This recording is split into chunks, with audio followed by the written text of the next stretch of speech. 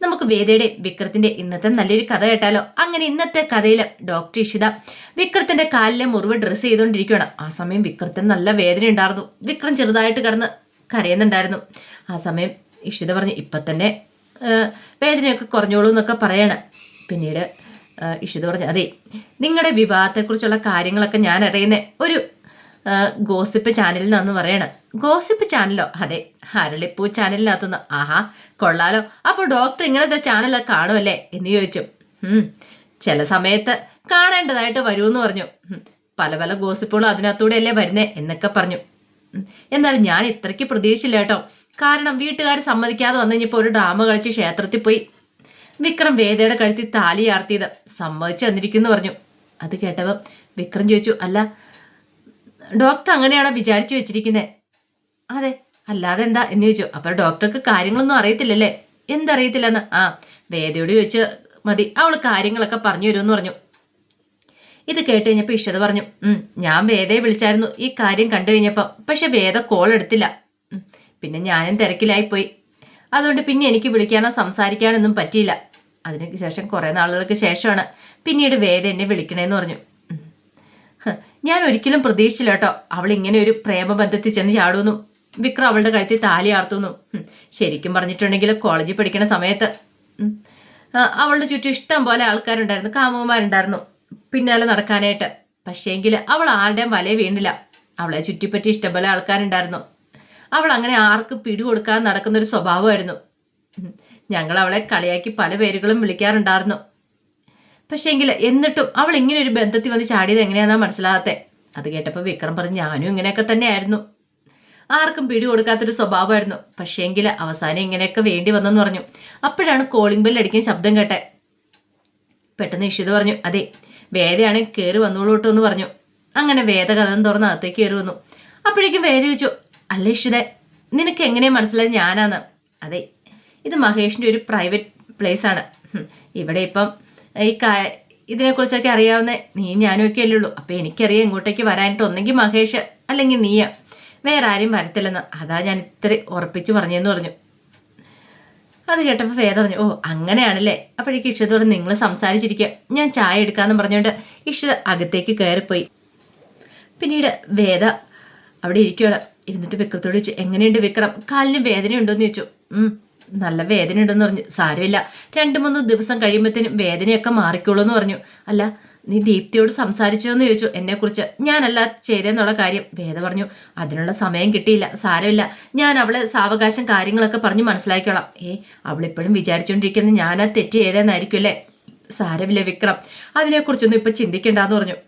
പിന്നീട് വേദയുടെ കയ്യിൽ നിന്ന് വിക്രം ഫോണും കൂടെ വാങ്ങണം. എന്തിനാ ഈ ഫോണ്? അതെ, എൻ്റെ ഈ ഫോണിനകത്തെ ഒരു മെസ്സേജ് ഉണ്ടെന്ന് പറയണേ. മെസ്സേജോ? അതെ, വരുണ മരിക്കുന്നതിൻ്റെ അന്ന് രാവിലെ എനിക്ക് അയച്ചൊരു മെസ്സേജ് ഉണ്ടെന്ന് പറയണം.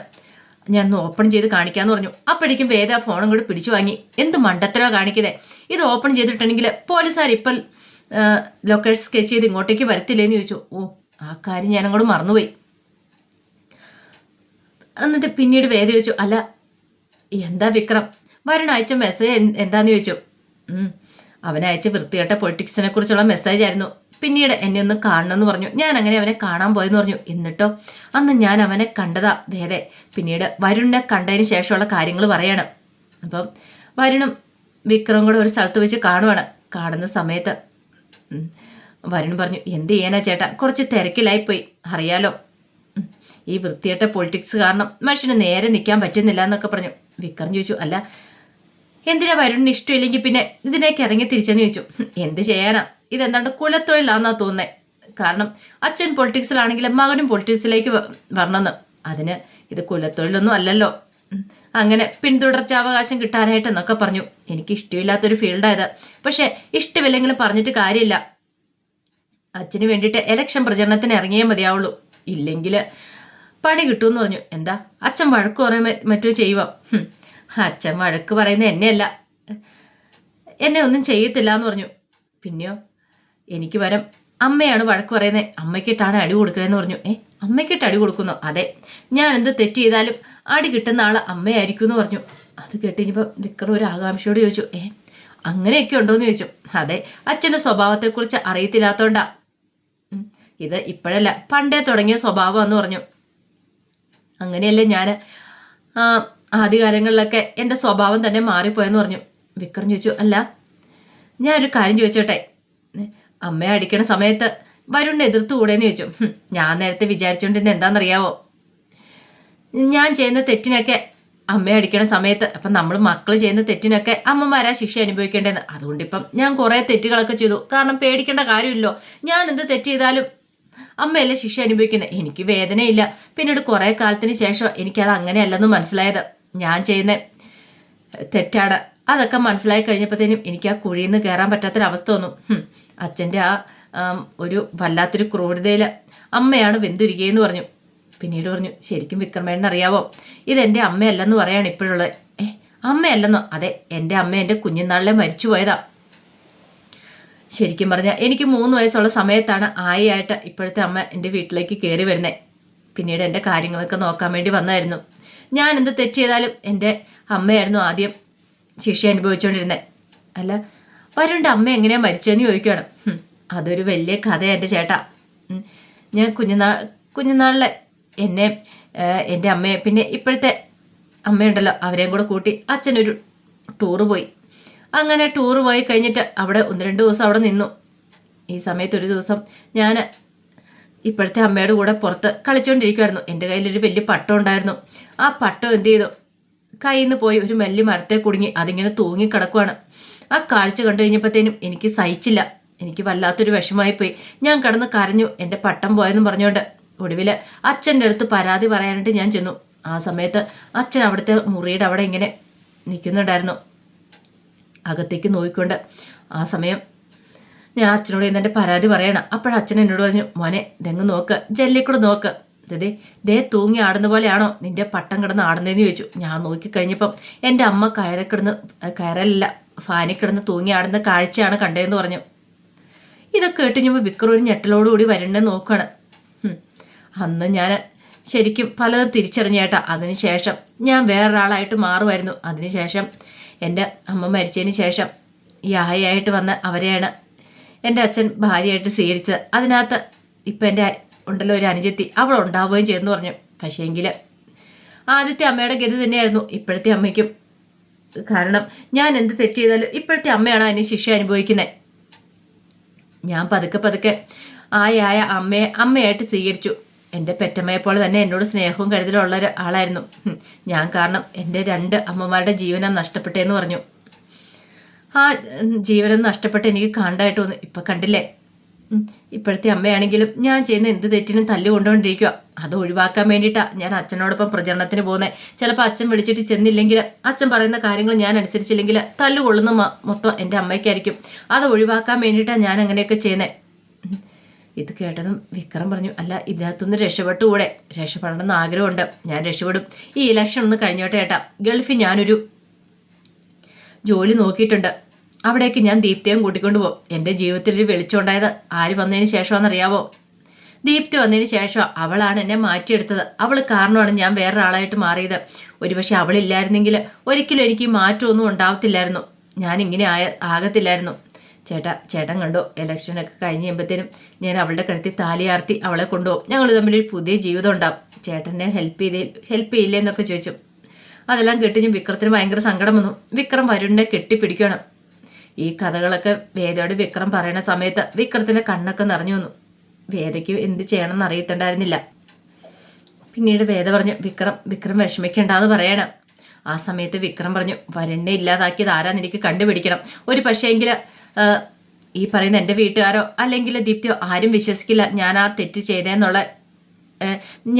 ചെയ്തതെന്ന് അവരൊക്കെ വിശ്വസിച്ചുകൊണ്ടിരിക്കുന്നത് അല്ലേന്നൊക്കെ ചോദിക്കുകയാണ്. അത് കേട്ടപ്പോൾ വേദ പറഞ്ഞു, അങ്ങനെയൊന്നുമല്ല, എനിക്കിപ്പം ആര് വിശ്വസിച്ചാലും ഇല്ലെങ്കിലും പ്രശ്നമില്ല. പക്ഷെ ദീപ്തിയെങ്കിലും കാര്യങ്ങൾ പറഞ്ഞ് മനസ്സിലാക്കണം നീ, ഞാനല്ല അത് ചെയ്തതെന്നുള്ള കാര്യം. അത് കേട്ടപ്പോൾ വേദ പറഞ്ഞു, നമ്മൾ ഒരുമിച്ച് അവളെ പറഞ്ഞ് മനസ്സിലാക്കുമെന്ന് പറഞ്ഞു. ഒരുമിച്ചോ? അതെ, തൽക്കാലത്തേക്ക് ഒരുമിച്ച് നമ്മൾ അവളെ കാര്യങ്ങൾ പറഞ്ഞ് മനസ്സിലാക്കും. ഇവിടെ എന്നും താമസിക്കാൻ പറ്റില്ലല്ലോ. വിക്രം എൻ്റെ വീട്ടിലേക്ക് വരണമെന്ന് പറഞ്ഞു.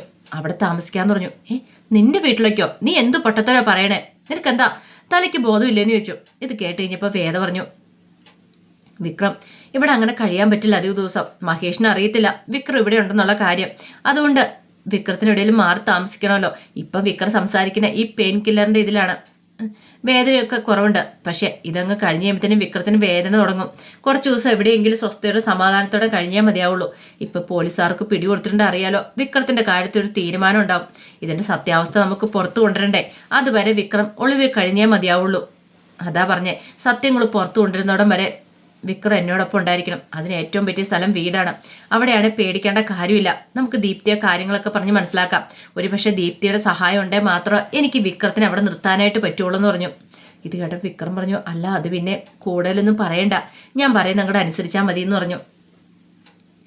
അപ്പോഴേക്കും വേദയ്ക്കുള്ള ചായയൊക്കെ ആയിട്ട് ഇഷിത വന്നു. പിന്നീട് ഇഷിതയോട് ബാ നമുക്ക് സംസാരിക്കാമെന്ന് പറയാണ്. അങ്ങനെ വേദയും ഇഷിതയും കൂടെ പുറത്ത് ഹാളിലേക്ക് പോയിട്ട് അവിടെ ഇരുന്ന് സംസാരിക്കാൻ തുടങ്ങുവാണ്. അങ്ങനെ സംസാരിക്കുന്ന സമയത്ത് ഇഷിത പറഞ്ഞു, അല്ല വേദ, നിങ്ങൾ തമ്മിൽ എങ്ങനെയാണ് കണ്ടുമുട്ടിയത്, പ്രണയത്തിലായത്, അതിനെക്കുറിച്ചൊക്കെ ഒന്നും പറഞ്ഞേ. കാരണം വിക്രത്തോട് ചോദിച്ചപ്പോൾ വിക്രം ഒന്നും കാര്യമായിട്ട് പറഞ്ഞില്ല എന്ന് പറഞ്ഞു. ഇത് കേട്ടിഞ്ഞപ്പോൾ വേദ ചോദിച്ചു, വിക്രം ഒന്നും പറഞ്ഞില്ലേ? ഇല്ല എന്ന് പറയാണ്. പിന്നീട് വേദ പറഞ്ഞു, അതൊരു വലിയ കഥയാന്ന് പറയാണ്. അതിനുശേഷം വേദയുടെ ജീവിതത്തിലുണ്ടായ കാര്യങ്ങളൊക്കെ പറയാണ്. ഇത് കേട്ടിഞ്ഞപ്പോൾ ഒരു അത്ഭുതമാണ് ഇഷിതയ്ക്ക് തോന്നിയത്. ഇഷിത പറഞ്ഞു, ആഹാ കൊള്ളാലോ എന്ന് പറയാണ്. പിന്നെ നിങ്ങൾ തമ്മിൽ എപ്പോഴാണ് പ്രണയത്തിലായി എന്ന് ചോദിച്ചു. ഇത് കേട്ടപ്പോൾ വേദ ഇങ്ങനെ ഒരു നിമിഷം ആലോചിച്ചു. എന്നിട്ട് പറഞ്ഞു, അതിനുള്ള ഒരു ഉത്തരം തരാനായിട്ട് എന്നെക്കൊണ്ട് സാധിക്കില്ല. അല്ല, ഞാൻ ഒരു കാര്യം ചോദിച്ചോട്ടെ, മഹേഷിനെ എപ്പോഴാണ് ഇഷിത ഇഷ്ടപ്പെട്ടതെന്ന് ചോദിച്ചിട്ടുണ്ടെങ്കിൽ മഹേഷുമായിട്ട് എപ്പോഴാണ് പ്രണയത്തിലായെന്ന് ചോദിച്ചാൽ ഇഷിതയ്ക്ക് അതിനൊരു വ്യക്തമായിട്ട് ഉത്തരം തരാൻ പറ്റുമോ എന്ന് ചോദിച്ചു. ഇഷിത പറഞ്ഞു, ഇല്ല, അങ്ങനെ ഒരു ഉത്തരം തരാനായിട്ട് പറ്റില്ല. കാരണം ഏതോ ഒരു സാഹചര്യത്തിൽ സന്ദർഭങ്ങൾ കുറേ ഉണ്ടായിട്ടുണ്ട്, അതിലെപ്പോഴും എങ്ങനെയാണെന്ന് നമുക്ക് കൃത്യമായിട്ട് പറയാൻ പറ്റില്ലെന്ന് പറഞ്ഞു. ഇത് കേട്ടപ്പോൾ വേദയും പറഞ്ഞു, അതുപോലെ തന്നെ എൻ്റെ ജീവിതത്തിൽ സംഭവിച്ചതെന്ന് പറഞ്ഞു. ഇഷിത പറഞ്ഞു, ശരിയാ, നമ്മളൊരു പൂ വിടർന്ന് നിൽക്കുന്നതല്ല കണ്ടിട്ടുള്ളൂ, അത് വിരിയുന്ന അപൂർവം ചിലർ മാത്രമല്ല കണ്ടിട്ടുള്ളൂ, എല്ലാവരും ഒന്നും കണ്ടിട്ടില്ലോ. അതുകൊണ്ട് നമുക്ക് കൃത്യമായിട്ട് ചോദിച്ചിട്ടുണ്ടെങ്കിൽ അതിനെക്കുറിച്ചൊരു വ്യക്തതയില്ല അല്ലേന്ന് ചോദിച്ചു. വേദ പറഞ്ഞു, അത് ശരിയായിട്ടുള്ള കാര്യമാണ്. അല്ല, ഞാനൊരു കാര്യം ചോദിച്ചോട്ടെ, ഇനി നിന്റെ കാര്യത്തിലേക്ക് കിടക്കാം. ഇതിൻ്റെ പിന്നിൽ ആരാ, എന്താ, എങ്ങനെയാന്നൊക്കെ ചോദിക്കുകയാണ്. അത് കേട്ട് കഴിഞ്ഞപ്പോഴത്തേനും വേദ പറഞ്ഞു, സത്യം പറഞ്ഞിട്ടുണ്ടെങ്കിൽ ഞാൻ ആദ്യം കരുതിയിരുന്നേ ആ ശ്രീനിവാസനായിരിക്കും എന്ന് കരുതിയിരുന്നേ. അയാളുടെ പിടിയിൽ നിന്ന് രക്ഷപ്പെടുത്തിയിട്ടുണ്ടെങ്കിൽ വിക്രത്തിനും എനിക്ക് നല്ലൊരു ജീവിതം ഉണ്ടാവുന്നു. പിന്നെയാണ് വാസവൻ വന്നത്. പക്ഷേ വാസവനൊന്നും അല്ല യഥാർത്ഥ ശത്രു എന്ന് മനസ്സിലായി. ആരായിരുന്നു എന്ന് ചോദിച്ചു. എൻ്റെ ചേട്ടനാന്ന് പറയണ. ചേട്ടനോ? അതെ.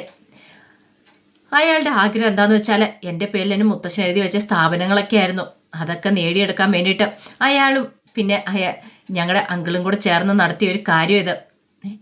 അങ്ങനെയോ? അതെ, അതിന് വേണ്ടിയിട്ടാണ് ശരിക്കും ദർശനെ കൊണ്ട് ആദ്യം എന്നെ കല്യാണം കഴിപ്പിക്കാൻ അങ്കിള് ശ്രമിച്ചത്. അല്ല, അപ്പം ദർശൻ ഇതിനകത്ത് പങ്കുണ്ടോ? ഒരിക്കലും ഇല്ല. ദർശൻ ഇങ്ങനെ എൻ്റെ സ്വത്തുക്കളോ കാര്യങ്ങളൊന്നും ഒരിക്കലും ആഗ്രഹിച്ചിട്ടില്ല. അതിന് താല്പര്യമില്ലാത്ത ആളെ ദർശനം. പക്ഷേങ്കിൽ ഞാനും വിക്രവും തമ്മിലുള്ള വിവാഹം നടന്ന ശേഷം ശരിക്കും എന്നെ എൻ്റെ ഭർത്താവിനും വിക്രത്തിനും വേട്ടയാടുമായിരുന്നു ശ്രീയേട്ടൻ ചെയ്തുകൊണ്ടിരുന്നത്. ശരിക്കും പറഞ്ഞാൽ വിക്രത്തിന് ഈ കേസിൽ കൊടുക്കുക, എന്നിട്ട് വാസവനെ കൊണ്ട് വിക്രത്തെ ഇല്ലാതാക്കുക.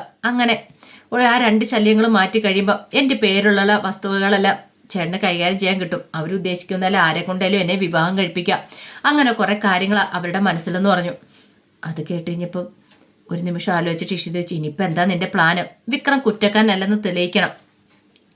അതിനു വേണ്ടിയിട്ട് ഞാനിപ്പോൾ ഓടി നടക്കണേന്ന് പറഞ്ഞു. അല്ല, നിനക്കറിയാലോ, അധിക ദിവസം എനിക്ക് വിക്രത്തിനെ ഇവിടെ നിർത്താൻ പറ്റില്ല. മഹേഷിന് പോലും അറിയില്ല. എനിക്കറിയാം ഇഷിത നിൻ്റെ കാര്യം എന്താന്ന്. അതുകൊണ്ട് ഇന്നൊരു ദിവസം കൂടെ മതി. നാളെ രാത്രിയിൽ നമുക്ക് ഇവിടുന്ന് മാറ്റാം വിക്രത്തിനെന്ന് പറഞ്ഞു. എങ്ങോട്ട് മാറ്റുന്ന ആരെയാ പറഞ്ഞേ? എൻ്റെ വീട്ടിലേക്ക്. നിൻ്റെ വീട്ടിലേക്കോ? അതെ, അവിടെ ഏറ്റവും സേഫ് ആയിട്ടുള്ള സ്ഥലം ഞാൻ നോക്കിയിട്ട് ആരും സംശയിക്കത്തില്ല. അതുകൊണ്ട് അങ്ങോട്ടേക്ക് മാറ്റാൻ തന്നെ തീരുമാനിച്ചിരിക്കുന്നത്.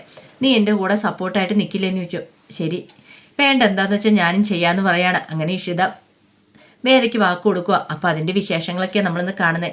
ഇതിൻ്റെ ബാക്കി വിശേഷങ്ങളുമായിട്ട് വൈകുന്നേരത്തെ പ്രമോയി വരാട്ടോ. ഒരിക്കൽ കൂടി എല്ലാവർക്കും ശുഭദിനം നേർന്നുകൊണ്ട് നിർത്തുന്നു. നന്ദി.